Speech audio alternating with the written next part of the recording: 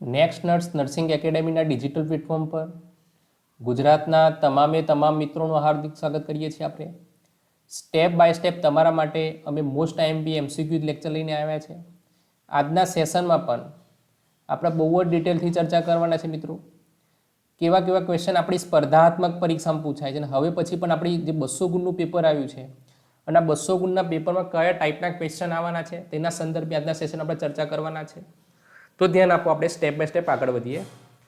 એન્ટેરિયર pituitary ગ્રંથિમાંથી ઉત્પન્ન થતા હોર્મોન્સમાં lactation માટે મુખ્ય જવાબદાર કયું છે? જુઓ, એન્ટેરિયર પિચ્યુટરી ગ્રંથિની વાત થઈ છે. ઓપ્શન એ મૂક્યો છે પ્રોલેક્ટિન છે, એસ્ટ્રોજન છે, લ્યુટેનાઇઝિંગ હોર્મોન છે જેને એલએચ તરીકે આપણે ઓળખતા આવ્યા છે, અને લાસ્ટમાં છે પ્રોજેસ્ટેરોન. તો થોડી માહિતી આપણે પહેલાં તો મેળવી લઈએ કે મિત્રો પ્રસૂતિ પછી, ક્યારે? પ્રસૂતિ પછી, આ ખાસ આપણે યાદ રાખવાનું છે. પ્રસૂતિ પછી સ્તન ગ્રંથિઓમાં દૂધનું ઉત્પાદન થવું એટલે મિલ્ક પ્રોડક્શન કહેવાય એને. શું કહેવાય? Milk production.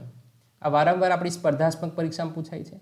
અને જે મિલ્ક પ્રોડક્શન છે મિત્રો, એ આ હોર્મોન્સ કરાવવાનું કામ કરે છે. બાળક જેટલું વધુ સ્તનપાન કરે છે તેટલું વધુ પ્રોલેક્ટિન સ્ત્રાવ થાય છે. એટલે બાળક જે છે, એટલે બાળક જેટલું પણ સ્તનપાન કરે, આ વસ્તુ આપણે યાદ રાખવાની છે. બાળક જેટલું પણ શું કરે? સ્તનપાન કરે. આ વસ્તુ બહુ ઇમ્પોર્ટન્ટ છે. એટલું જ પ્રોલેક્ટિન આવતું હોય છે વધુ માત્રાની અંદર. એમ અલગ અલગ પ્રશ્નો આપણી સ્પર્ધાત્મક પરીક્ષામાં પૂછાતા હોય છે. હવે આ ટાઈપનો ક્વેશ્ચન પૂછે કોઈ એન્ટેરિયર પિચ્યુટરી ગ્રંથિમાંથી, એટલે ગ્રંથિમાંથી શું ઉત્પન્ન થાય છે? કે પ્રકારનો હોર્મોન છે જે લેક્ટેશન થાય છે. અને આ લેક્ટેશન માટે જવાબદાર કયો હોર્મોન્સ છે? પ્રોજેસ્ટેરોન છે, લ્યુટેનાઇઝિંગ હોર્મોન છે, એસ્ટ્રોજન છે કે પ્રોલેક્ટિન છે? તો આપણે શું યાદ રાખવાનું છે જે બહુ મહત્વનું છે તે ધ્યાન આપો. તો એસ્ટ્રોજનનું કામ શું છે પહેલાં તો એ સમજી લઈએ. એસ્ટ્રોજનનું મુખ્ય કાર્ય શું? એસ્ટ્રોજનનું મુખ્ય કાર્ય શું છે? તો એસ્ટ્રોજન જે છે એ એસ્ટ્રોજન શું કરે છે? સ્તનનો વિકાસ કરે છે. શું કરે છે? સ્તનનો વિકાસ કરવાનું કામ કરે છે. આ વસ્તુ આપણે યાદ રાખવાની છે. ડન? સ્તનનો શું કરે છે? વિકાસ કરે છે. ડન? ત્યાર પછી લ્યુટેનાઇઝિંગ હોર્મોન્સનું કામ શું છે મિત્રો? તો સ્ત્રીઓમાં ઓવ્યુલેશન કરાવે છે. શું કરાવે છે? સ્ત્રીઓમાં ઓવ્યુલેશન્સ. આ વસ્તુ આપણે ખાસ યાદ રાખવાનું છે. ઓવ્યુલેશન કરવાનું કામ કોનું છે સ્ત્રીઓની અંદર? તો એ છે લ્યુટેનાઇઝિંગ હોર્મોન્સ. અને પ્રોજેસ્ટરનું કામ શું છે? તો પ્રોજેસ્ટેરોનનું કામ શું છે? ગર્ભાવસ્થા જાળવી રાખે છે. ગર્ભાવસ્થા જાળવી રાખે છે. બરાબર છે? આ ટાઈપના ક્વેશ્ચન પરીક્ષામાં પૂછાય તો આપણને આઈડિયા રહેવું જોઈએ કે ભાઈ ગર્ભાવસ્થા જાળવવાનું કામ કોણ કરે છે? બરાબર છે? ગર્ભાવસ્થા જાળવવાનું કામ છે તે કોણ કરે છે? પ્રોજેસ્ટેરોન કરતું હોય છે. આ લખી દેજો, બહુ ઇમ્પોર્ટન્ટ ક્વેશ્ચન છે. ત્યાર પછી આગળનું આપણે જોઈ ગયા તે મુજબ આનો મૂળભૂત જવાબ છે પ્રોલેક્ટિન. કયો છે? પ્રોલેક્ટિન. કેમ કે પ્રોલેક્ટિનનું મુખ્ય કાર્ય શું છે મિત્રો? આ પ્રોલેક્ટિન છે એ આનો જવાબ રહેવાનો છે. આ ખાસ આપણે યાદ રાખવાનું છે. વારંવાર આપણી સ્પર્ધાત્મક પરીક્ષામાં પૂછાય છે. તો પ્રોલેક્ટિનનું કાર્ય એ છે, તે એન્ટેરિયર પિચ્યુટરી ગ્લેન્ડ દ્વારા ઉત્પન્ન થતું એક હોર્મોન છે. શું છે? હોર્મોન છે. અને તેનું મુખ્ય કાર્ય શું છે? પ્રસૂતિ પછી, ક્યારે? પ્રસૂતિ પછી,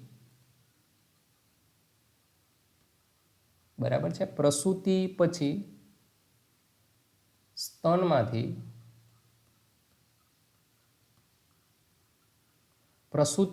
સ્તનમાંથી દૂધનું ઉત્પાદન. દૂધનું ઉત્પાદન. આ વારંવાર આપણી સ્પર્ધાત્મક પરીક્ષામાં આ ટાઈપના ક્વેશ્ચન પૂછાય છે. એટલે ક્વેશ્ચનનો જવાબ રહેશે પ્રોલેક્ટિન. આ વસ્તુ તમારે ખાસ યાદ રાખવાની. ચારે ચાર વસ્તુ આપણે સમજી લીધી. પ્રોલેક્ટિન એટલે પ્રસૂતિ પછી સ્તનમાંથી દૂધનું ઉત્પાદન.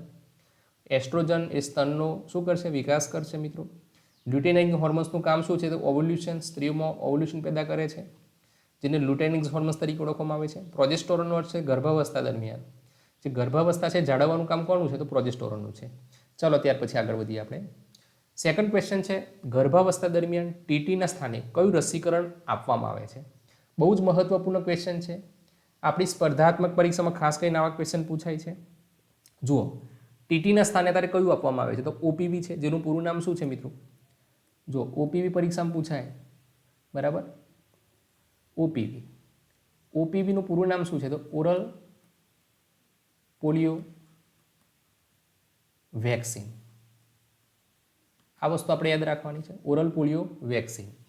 પછી બીજી છે ટીડી વેક્સિન. કઈ છે? ટીડી છે. ચોથી છે, ત્રીજી છે બીસીજી, બેસિલસ. આનું પૂરું નામ છે બેસિલસ કાલમેન્ટ ગ્લુએરિન, બરાબર. આનું પૂરું નામ છે. આ વસ્તુ તમારે ખાસ યાદ રાખવાની છે, વારંવાર આપણી સ્પર્ધાત્મક પરીક્ષામાં પૂછાય છે. બેસિલસ કાલમેન્ટ ગ્લુએરિન આનું પૂરું નામ છે. અને લાસ્ટમાં કઈ છે મિત્રો? તો લાસ્ટમાં જે રસી છે જે છે એમા, એટલે મિઝલ્સ રૂબેલા કહેવાય. શું કહેવાય? Measles rubella. ડન. આ વસ્તુ આપણે યાદ રાખવાની, મિઝલ્સ રૂબેલા. આનો જવાબ શું રહેશે મિત્રો? તો ટીડી લેવાનો છે. અત્યારે હાલમાં ટીડીની વેક્સિન આપવામાં આવે છે, બરાબર છે. ને ટીડીની રસી છે પહેલા ધોરણે ટીટી આપવામાં આવતી હતી. પહેલા કઈ આપવામાં આવતી હતી મિત્રો? તો પહેલાના સ્થાને ટીટી આપવામાં આવતી હતી અને હાલમાં આપવામાં આવે છે ટીડી. એટલે ટીડીનું પૂરું નામ શું થાય મિત્રો? તો ટીટેનસ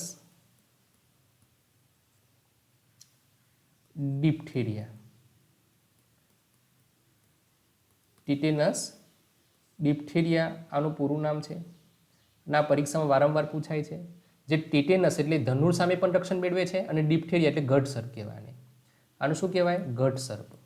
આના સામે પણ પ્રોટેક્શન આપવાનું કામ કરે છે અને ધનુર સામે પણ પ્રોટેક્શન આપવાનું કામ કરે છે. આ વસ્તુ આપણે ખાસ યાદ રાખવાનું છે. ચાલો પછી ત્યાર પછી થોડા આગળ વધીએ આપણે. ત્રીજો ક્વેશ્ચન છે, અપઘડ સ્કોર કયા સમયે લેવામાં આવે છે? હવે અપઘડ સ્કોરની વાત કરી છે મિત્રો. અપઘડ સ્કોર એટલે શું? બધાને પ્રશ્ન થવો જોઈએ. તો અપઘડ સ્કોર આખી સ્ટ્રેન્થ અલગ અલગ છે. 4 ઓપ્શન મૂકેલા છે. જન્મ પછી 1 અને 5 મિનિટે, એટલે 1 મિનિટ 5 મિનિટની અંદર લેવામાં આવે છે, 10 મિનિટે, 30 મિનિટે કે 1 કલાકે, બરાબર છે. તો અપઘડ સ્કોર એ નવજાત શિશુનું, જુઓ આપણે શું યાદ રાખવાનું છે? અપઘડ સ્કોર શાના માટે છે? પહેલું તો અપઘડ સ્કોર છે શાના માટે? તો અપઘડ સ્કોરમાં શું કરવામાં આવે છે? તો ડૉક્ટર વર્જિનિયા અપઘડ તરીકે પણ ઓળખવામાં આવે છે. ડૉક્ટર વર્જિનિયા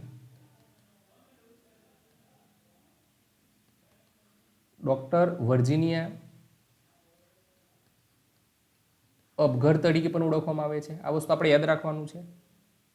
અને 1952માં આ વિકસાવવામાં આવ્યું. કઈ સાલમાં? ઈસવીસન 1952માં. બહુ મોસ્ટ આઈએમપી છે, વારંવાર આપણી સ્પર્ધાત્મક પરીક્ષામાં પૂછાય છે. આ વસ્તુ આપણે ખાસ યાદ રાખીશું. ક્યારે વિકાસ કરવામાં આવ્યો? 1952ની અંદર.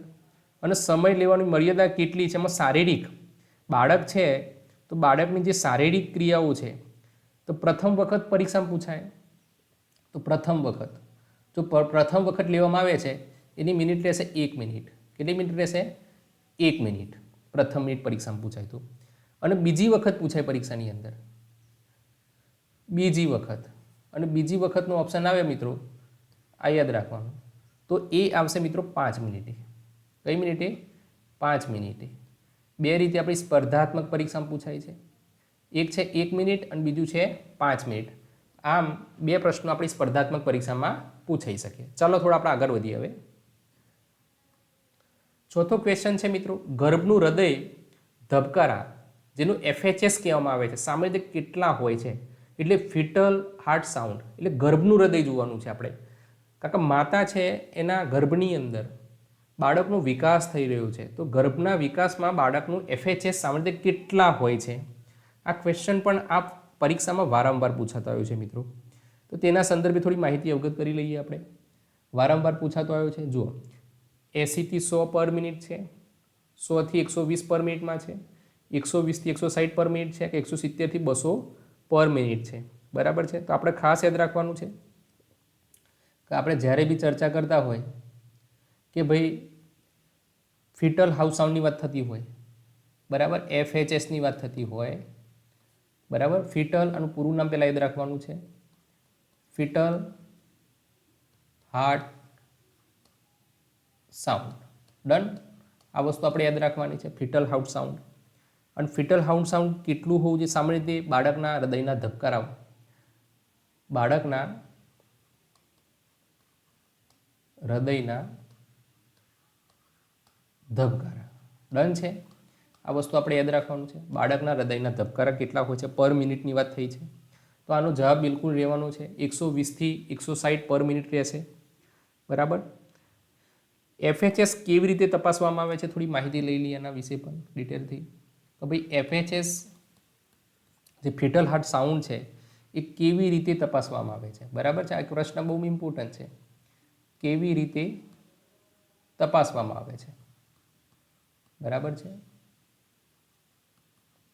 તો આપણે યાદ રાખીશું, એક છે ફિટલ ડોપલર, એક કરીને આપણે કરીશું ફિટલ ડોપલર. બરાબર. સેકન્ડ રહેશે મિત્રો પીનાર્ડ સ્ટેથેસ્કોપ. પીનાર્ડ સ્ટેથેસ્કોપ. બરાબર. આ બે વસ્તુ રહેવાની છે, ફિટલ ડોપલર અને પીનાર્ડ સ્ટેથેસ્કોપ. આ બંનેનો ઉપયોગ કરવામાં આવે છે. અને જો હાઈ રિસ્ક ગર્ભાવસ્થા છે, આ ત્રીજો નંબરમાં આપણે જોઈશું મિત્રો. ત્રીજો નંબર, તો ત્રીજા નંબરમાં શું યુઝ કરવામાં આવે છે? કે હાઈ રિસ્ક છે. બરાબર છે. અને હાઈ રિસ્ક હોય મિત્રો તો આપણે શું યાદ રાખવાનું છે? હાઈ રિસ્ક મધરની અંદર આપણે યાદ રાખવાનું છે કાર્ડિયો ટોકોગ્રાફી. બરાબર છે. કાર્ડિયો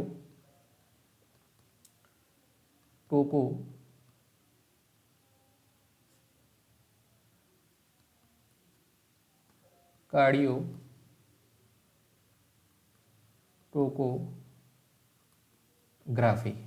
આનો ઉપયોગ કરવામાં આવે છે. શાના માટે કરવામાં આવે છે મિત્રો? તો હાઈ રિસ્ક પ્રેગ્નન્સી માટે. બરાબર. શાના માટે? હાઈ રિસ્ક પ્રેગ્નન્સી માટે. ક્લિયર છે મિત્રો? આ વસ્તુ આપણે ખાસ યાદ રાખીશું. ચાલો આગળ વધીએ આપણે. લો બર્થ વેટની વ્યાખ્યા શું છે? LBW ની વાત થઈ છે મિત્રો. લો બર્થ વેટ 4 ઓપ્શન મૂકેલા છે. 3 કિલોગ્રામથી ઓછું હોય, 2.5 કિલોગ્રામથી ઓછું હોય, 2 કિલોગ્રામથી ઓછું હોય કે 1.5 કિલોગ્રામથી ઓછું હોય. લો બર્થ વેટની વ્યાખ્યા આપી છે મિત્રો, LBW ની વ્યાખ્યા. બહુ જ મોસ્ટ આઈએમપી છે. આનું ફૂલ ફોર્મ પણ આપણી સ્પર્ધાત્મક પરીક્ષામાં બહુ પૂછાય છે. બરાબર છે. એટલે આપણે ખાસ શું યાદ રાખવાનું છે કે લો બર્થ વેટની વાત થતી હોય, આનું ફૂલ ફોર્મ પણ પરીક્ષામાં પૂછાય છે. એટલે આ વસ્તુ આપણે ખાસ યાદ રાખવાની છે. બરાબર છે. LBW નું વેટ કેટલું હોય? જુઓ 4 ઓપ્શન છે. 3 કિલોગ્રામથી ઓછું છે, 2.5 કિલોગ્રામથી ઓછું છે, 2 કિલોગ્રામથી ઓછું છે કે 1.5 કિલોગ્રામથી ઓછું છે. થોડી માહિતી આપણે પહેલાં લઈ લઈએ આપણે થોડી, એટલે ખ્યાલ પડે. લો બર્થ વેટની વ્યાખ્યામાં કોણ આવી શકે? એટલે લો બર્થ વેટ છે એટલે જન્મ સમયે બાળકનું વજન. પ્રથમ આપણે એ વસ્તુ યાદ રાખવાની છે, જન્મ સમયે બાળકનું વજન. ક્લિયર છે? પહેલા આ વસ્તુ નોટ કરી નાખો. જન્મ સમયે બાળકનું વજન એટલે જેટલા પણ મિત્રો હાલ જોઈ રહ્યા છે, આપણું સેશન ભણી રહ્યા છે, આપણી આ યુટ્યુબ ચેનલને પહેલાં તો સબસ્ક્રાઇબ, લાઇક અને શેર કરવાનું ચૂકતા નહીં. તમારા માટે જ અમે મહેનત કરીએ છીએ. પરીક્ષા લક્ષી જ બધા MCQ છે. તે સિવાય પણ આપણે ડિટેલથી સમજાવીએ છીએ કે કઈ રીતના સ્પર્ધાત્મક પરીક્ષામાં પ્રશ્નો આવતા હોય છે. બરાબર. આ વસ્તુ તમારે ખાસ યાદ રાખવાનું. એટલે જેટલા પણ નવા મિત્રો છે એ આપણી આ યુટ્યુબ ચેનલને સબસ્ક્રાઇબ કરી નાખજો. બરાબર. ખાસ ઇમ્પોર્ટન્ટ. ત્યાર પછી બીજું શું જોવાનું છે? તે વજન, જન્મ સમયે બાળકનું વજન પણ કેટલું? તો 2.5 kg. કેટલા કેજી? 2.5 kg. એટલે 2.5 kg એટલે 2500 ગ્રામ. કેટલા ગ્રામ? 2500 ગ્રામ. ક્લિયર છે મેસેજ? કેટલા ગ્રામ? 2500 ગ્રામ. અને આ વ્યાખ્યા કોના દ્વારા આપવામાં આવેલી છે? પરીક્ષામાં પૂછે WHO દ્વારા. કોના દ્વારા? WHO દ્વારા, જેનું નામ છે વર્લ્ડ હેલ્થ ઓર્ગેનાઇઝેશન. એ તો બધાને આપણને ખ્યાલ જ છે, વર્લ્ડ હેલ્થ ઓર્ગેનાઇઝેશન. ડન છે? આ વારંવાર આપણી સ્પર્ધાત્મક પરીક્ષામાં પૂછાય છે, આપણે યાદ રાખવાનું છે. આનો સ્પેસિફિક જવાબ આવવાનો છે 2.5 કિલોગ્રામથી ઓછું વજન. કેટલું છે? 2.5 kgથી ઓછું વજન. વિટામિન K ઇન્જેક્શન નવજાતને શા માટે આપવામાં આવે છે? ચલો, મોસ્ટ આઈએમપી પ્રશ્ન, વારંવાર આપણી સ્પર્ધાત્મક પરીક્ષામાં પૂછાય. બરાબર છે કે ભાઈ વિટામિન K ઇન્જેક્શન નવજાત બાળકને શા માટે આપવામાં આવે છે? ઓપ્શન છે તાવ રોકવા માટે, ચેપ અટકાવવા, રક્તસ્રાવ અટકાવવા કે વજન વધારવા. બરાબર છે. તો આપણે યાદ રાખવાનું છે વિટામિન કે, પહેલો નંબર વિટામિન કે છે, બહુ મહત્વનો રોગ છે, જેને આપણે રાસાયણિક નામ એનું શું છે વિટામિન કેનું? તો વિટામિન કેને આપણે ઓલરેડી ફિનોક્વિનોન તરીકે ઓળખતા આવ્યા છે. ફિનોક્વિનોન આ યાદ રાખવાનું છે. શું કહેવામાં આવે છે? ફિનોક્વિનોન તરીકે ઓળખતા આવ્યા છે. બરાબર. અને બહુ મહત્વનું છે. ફિનોક્વિનોન મુખ્ય કાર્ય શું કરે છે? કે ફિનોક્વિનોન બનવાનું કામ ક્યાં થાય છે? તો મોટા આંતરડામાં. ક્યાં થાય છે? મોટા આંતરડામાં. આ વસ્તુ આપણે યાદ રાખવાની છે. ક્યાં બને છે? મોટા આંતરડામાં. હવે મોટા આંતરડામાં જે વધી ઘટેલો ખોરાક છે શરીરનો, કયો ખોરાક? વધી ઘટેલો ખોરાક. જે વધી ઘટેલો ખોરાક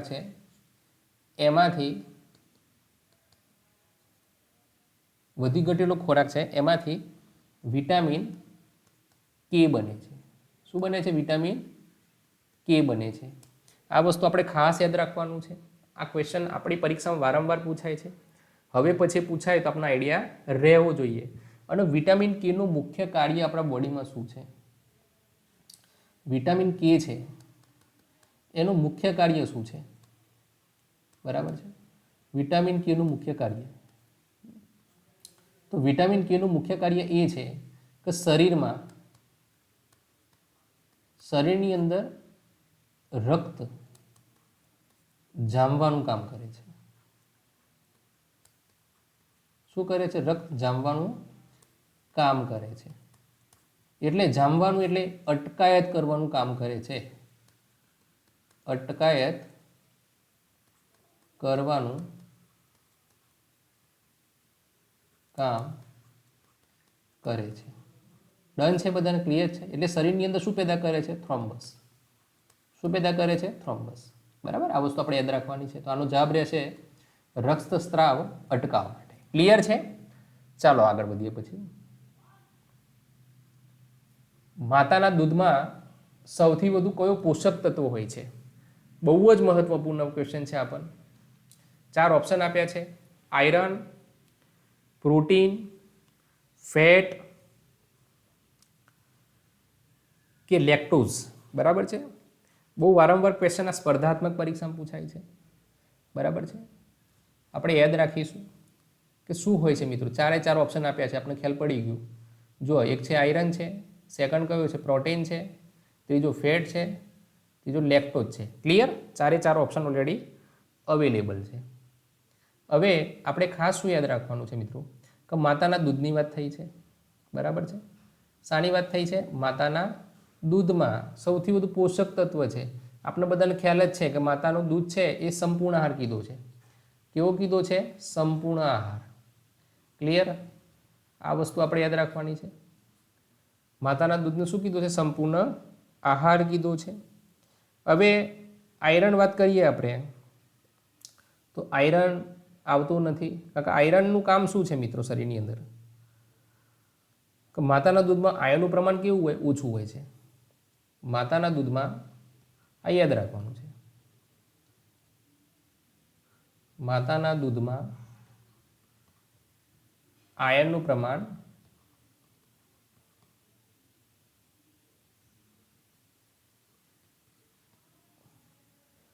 ઓછું હોય છે. ક્લિયર? આ થઈ આયર્નની વાત. શાની વાત કરીએ આપણે? આયર્નની. ત્યાર પછી પ્રોટીન છે.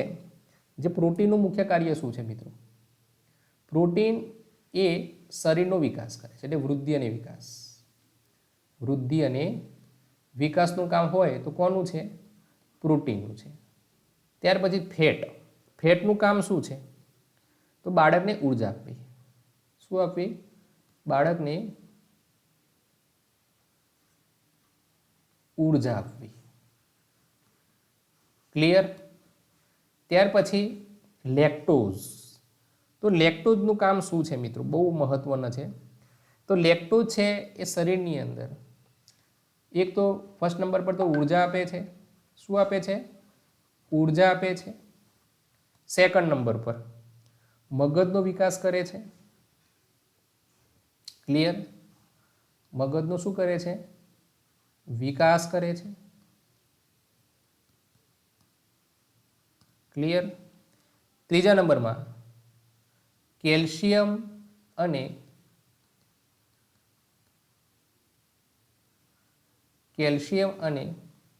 ખનિજનું શોષણ કરે છે. ખનિજનું શું કરે છે? શોષણ. ક્લિયર? આ વસ્તુ આપણે યાદ રાખવાનું છે. તો આપણો જવાબ કયો રહેશે મિત્રો? લેક્ટોઝ. ત્રણે ત્રણ વસ્તુ આપે છે બોડીની અંદર, ઉર્જા આપે છે, મગજનો વિકાસ કરે છે અને કેલ્શિયમ અને ખનિજનું શોષણ કરે છે. ચાલો અંદર EDD એટલે એક્સપેક્ટેડ ડેટ ઓફ ડિલિવરી નક્કી કરવા માટે કયો નિયમ વપરાય છે? આ બહુ મહત્વ છે. પાર્ક્સનો રૂલ્સ, નેગ્લેસનો રૂલ્સ, પેચ્યુર્સનો રૂલ્સ કે ફ્લેમિંગ્સનો રૂલ્સ. બરાબર? આ ક્વેશ્ચન પણ આપણી સ્પર્ધાત્મક પરીક્ષામાં બહુ પૂછાતો આવ્યો છે. કયો રૂલ્સ વપરાય છે? બરાબર? તો આપણે યાદ રાખવાનું છે પાર્ક્સનો એટલે નેગ્લેસનો રૂલ્સ વપરાય છે. આ ક્વેશ્ચન્સ સ્પર્ધાત્મક પરીક્ષામાં બહુ પૂછાય છે. આ ખાસ આપણે યાદ રાખવાનું છે. EDD વિશે બહુ પૂછાય છે. બરાબર? એટલે આપણે ખ્યાલ હશે 2 પ્રકારની ડેટ હોય છે મિત્રો. એમાં જે EDD છે તે બહુ જ મહત્વની છે. બરાબર? આ ખાસ યાદ, એક્સપેક્ટેડ ડેટ ઓફ ડિલિવરી. બરાબર? જે 7 દિવસ હોય છે અને 9 માસ. કેટલા માસ? 9 માસ રીતે કાઢવામાં આવતી હોય છે. ક્લિયર? ચાલો. ગર્ભાવસ્થામાં સૌથી વધુ વજન કયા અંગનું વધે છે? બહુ મોસ્ટ IMP ક્વેશ્ચન છે. આ ગર્ભાવસ્થા તે બહુ મહત્વપૂર્ણ ક્વેશ્ચન છે. ગર્ભાવસ્થામાં સૌથી વધુ વજન કયા અંગનું વધે છે? આપણા જોડે 4 ઓપ્શન છે. યકૃત, ગર્ભાશય, કિડની કે હૃદય. જુઓ, આ રીતનું ક્વેશ્ચન આપણી સ્પર્ધાત્મક પરીક્ષામાં પૂછાય તો આપણે એક આઈડિયા રહેવું જોઈએ. યકૃતનું કામ શું છે? યકૃત છે એ આપણા શરીરની અંદર એમિનો એસિડ ડિસ્ટ્રીબ્યુટેડ કરવાનું કામ કરે છે. એમિનો એસિડ છે એ સપ્લાય કરવાનું કામ કરે છે. ડન છે? શું કરે છે? સપ્લાય કરે છે. ક્લિયર? ત્યાર પછી સેકન્ડ છે કિડની. કિડનીનું કામ શું છે? તો લોહીનું ગાળન કરે છે. અને બીજા નંબરમાં પાણીનું ગાળન. આ બે વસ્તુ કરવાનું કામ કોણ કરે છે? કિડની કરે છે. અને હૃદય છે, હૃદય એ સ્પંદન કરવાનું કામ કરે છે. બરાબર? ક્લિયર? આ વસ્તુ આપણે યાદ રાખવાની છે. આનો સ્પેસિફિક જવાબ રહેવાનો છે મિત્રો ગર્ભાશય. કારણ કે બાળકનો વૃદ્ધિ અને વિકાસ ક્યાં થતો હોય છે? તો ગર્ભાશયમાં. ક્યાં થાય? ગર્ભાશયની અંદર થતો હોય છે. બરાબર? તમારા મને કોમેન્ટમાં જવાબ આપવાનો છે કે ગર્ભાશય કેટલા પડનું બનેલું છે. કોમેન્ટ સેશનમાં તમારે મને જવાબ દેવાનો છે કે ગર્ભાશય